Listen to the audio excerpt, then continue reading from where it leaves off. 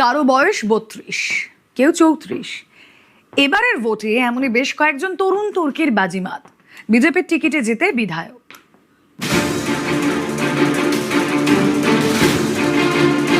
आज जब भाजपा जीती है तो बदला नहीं, बदलाव की बात होनी चाहिए।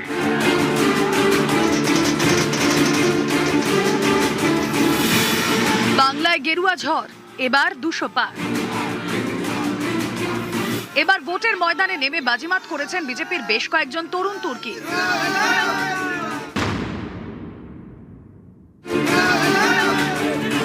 প্রথমবার ভোটের ময়দানে, প্রথমবারই জয়। ৩৪ বছর বয়সে বিজেপির বিধায়ক। ২৬-এর ভোটে বেশ কয়েকজন কম বয়সীকে প্রার্থী করে বিজেপি। তাদের একজন সৌমেন কারফা। কলেজে পড়ার সময় এসএফআই, পরে যোগ দেন বিজেপিতে। এবার পূর্ব বর্ধমানের ভাতার থেকে সৌমেনকে টিকিট দেয় বিজেপি। সোমবার সৌমেনের মুখে জয়ের হাসি, তাকে ঘিরে উচ্ছ্বাস।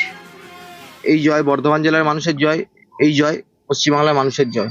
আমাদের মোটো সরকার হওয়ার পর ব্যাপক শিল্পায়ন। ভাতারের মানুষকে বলবো অসংখ্য ধন্যবাদ, নতমস্তকে তাদের প্রণাম জানাই। নতজানু হয়ে আমার উপরে ভরসা রেখেছেন, আমার দলের উপরে ভরসা রেখেছেন। আমার কর্তব্য, অনেক বড় দায়িত্ব বোঝা মাথার উপরে চাপিয়ে দিয়েছেন।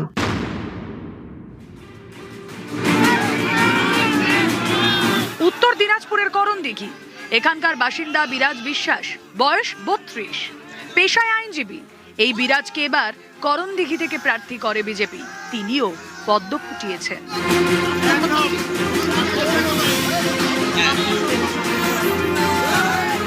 মানুষ এই ৩ থেকে ৪ দশকে ৩টে জিনিস দেখেছে করণদিঘির মানুষ। যে কোনো পলিটিক্যাল পার্টি যারা এসছে ক্ষমতায়, ধোঁয়া ধুলার ধোকা। এবার আমরা বলেছি যে আমাদের একবার মকা দিয়ে দেখুন আমরা কি করতে পারি। তো মানুষ এবার আমাদের চান্স দিয়েছে, এবার আমরা করিয়ে দেখাবো। আপনি জিতলেন, আপনার প্রায়োরিটি কি থাকবে Karandighi? Education and law and order আর ইনফ্রাস্ট্রাকচার।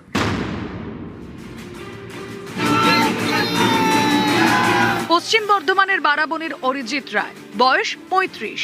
কলেজে পড়ার সময় তৃণমূল ছাত্র পরিষদ করতেন, পরে যোগ দেন বিজেপিতে।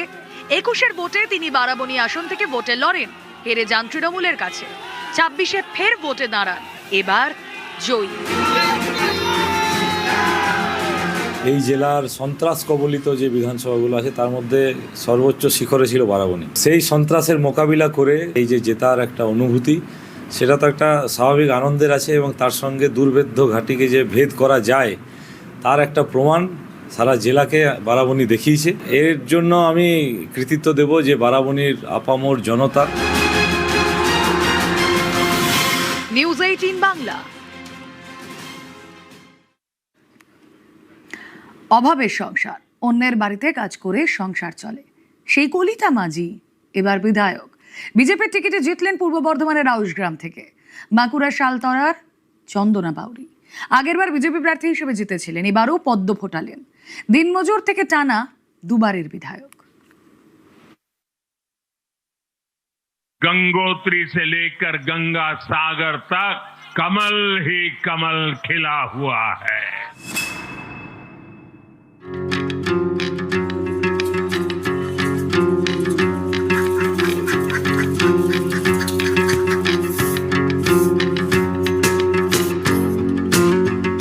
ইনি কলিতা মাঝি, কাজ করেন বাড়ি বাড়ি। এবার তিনি বিজেপির টিকিটে জয়ী।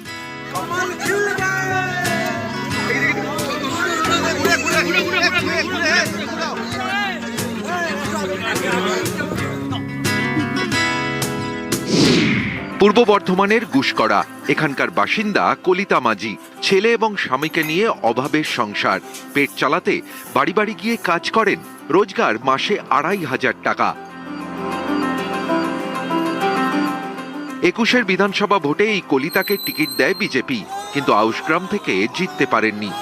২৬-এ সেই আউশগ্রাম থেকেই কলিতার মুখে জয়ের হাসি। গরিব পরিবারের মেয়ে এবার যাবেন বিধানসভায়।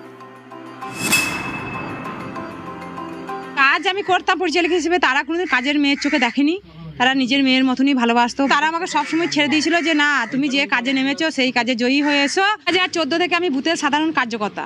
মোদিজি যখন এসেছিল ২১-এ আমার মঞ্চে আমার প্রচার এসেছিল, আমাকে বোন বলে সম্মান দিয়েছে। সকালবেলা উঠে নিজের ঘরের সংসারে যেমন কাজ করা সেরকম কাজ করে সকাল ৮টা থেকে বেরিয়ে যেতাম, জনগণের কাছে, সাধারণ মানুষের কাছে, সাধারণ মানুষ দুহাত ভরে আশীর্বাদ করেছে আমাকে। কাজের মেয়ে হিসাবে দেখতাম না, মেয়ের মতনই দেখতাম। সমস্ত কিছুটাই ও করতো, খুবই ভালো। আমাদেরও বাড়ির গর্ব যে একটা জায়গায় যাবে, সে আজকে এত বছর কাজ করেছে। খুবই পরিশ্রমী বা সাহসী, সব দিক থেকেই বলতে পারে। ও যেটা ভালো বুঝবে সেটা করবে।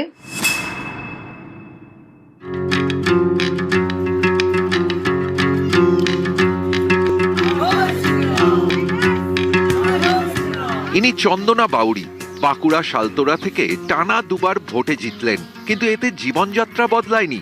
তাই দ্বিতীয়বার বিধায়ক হওয়ার পরদিনও ফ্যান ভাত আলু সেদ্ধ খেয়ে দিন শুরু। বাঁকুড়ার গঙ্গাজল ঘাটির কেলাই এখানকার বাসিন্দা চন্দনা বাউরি। স্বামী শ্রাবণ রাজমিস্ত্রির কাজ করতেন, জোগাড়ের কাজ করতেন চন্দনা। গরিব পরিবারের এই মেয়েকে 21-এর ভোটে শালতোড়া থেকে প্রার্থী করে বিজেপি। জয়ী হন চন্দনা। 26-এও ফের জয়ের হাসি।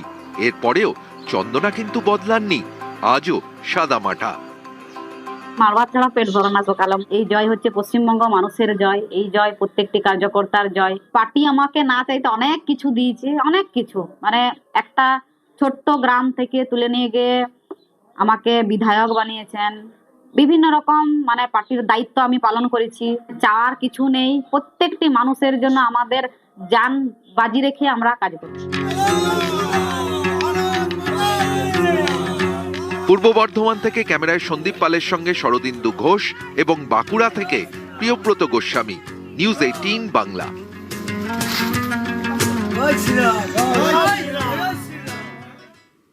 অতীত থেকে শিক্ষা নিয়ে রণকৌশল এবং সেই মতো ভোটযুদ্ধে লড়াই, ভোটযুদ্ধের সাফল্য, বাংলা জুড়ে গেরুয়া ঝড়।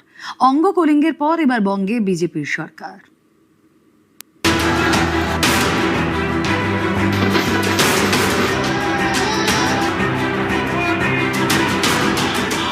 বাংলায় পরিবর্তন হয়ে গেছে।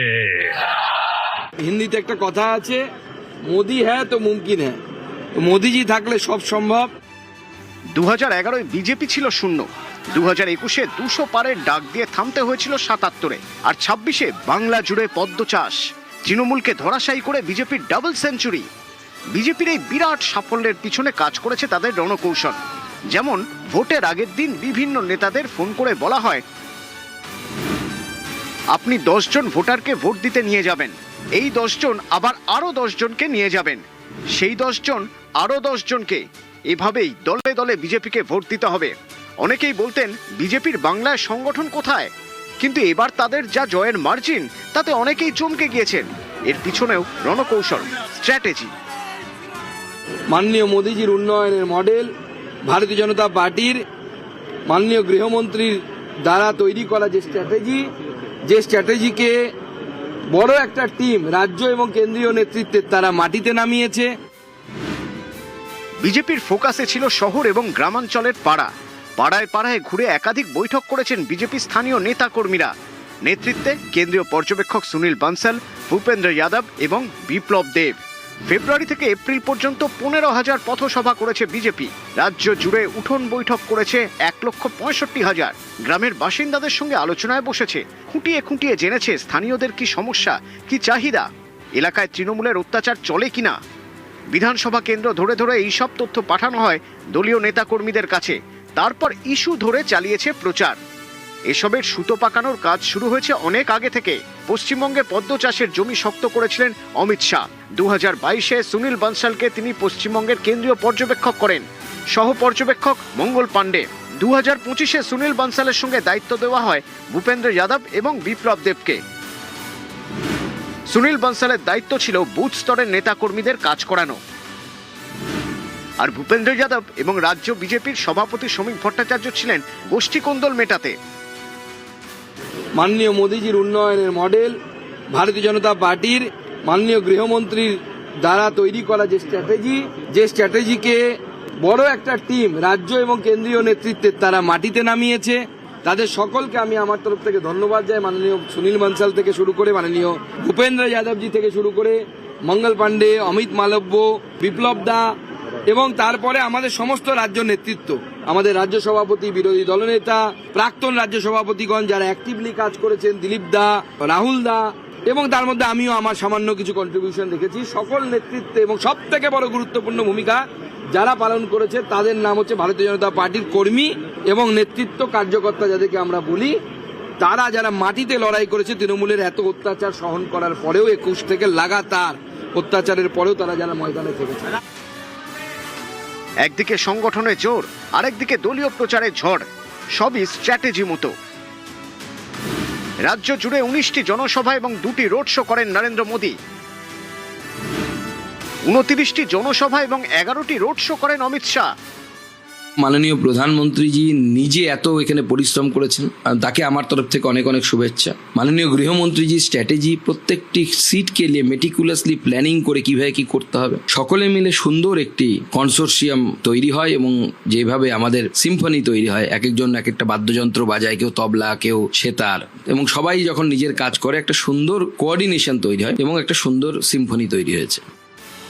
একেবারে ছক কষে ভোটে লড়া, প্রতি ইঞ্চির জন্য রণকৌশল। ভোটের কুরুক্ষেত্রে তৃণমূলকে ধরাশায়ী করে বিজেপির জয় জয়কার। সোমবার ভোটে জিতে সোশ্যাল মিডিয়ায় অমিত শাহ লেখেন, আমার মতো প্রতিটি বিজেপি কর্মীর জন্য এটি গর্বের মুহূর্ত যে গঙ্গোত্রীতে মা গঙ্গার উৎস থেকে শুরু করে গঙ্গাসাগর পর্যন্ত আজ সর্বত্র বিজেপির গেরুয়া পতাকা গর্বের সঙ্গে উঠছে। বাংলায় বিজেপির এই ঐতিহাসিক জয় আমাদের অসংখ্য কর্মীর ত্যাগ, সংগ্রাম ও আত্মবলিদানের ফল। এটি সেই সব পরিবারের ধৈর্যের জয় যারা হিংসা সহ্য করেও গেরুয়া পতাকা ছাড়েনি। নিউজ 18 বাংলা।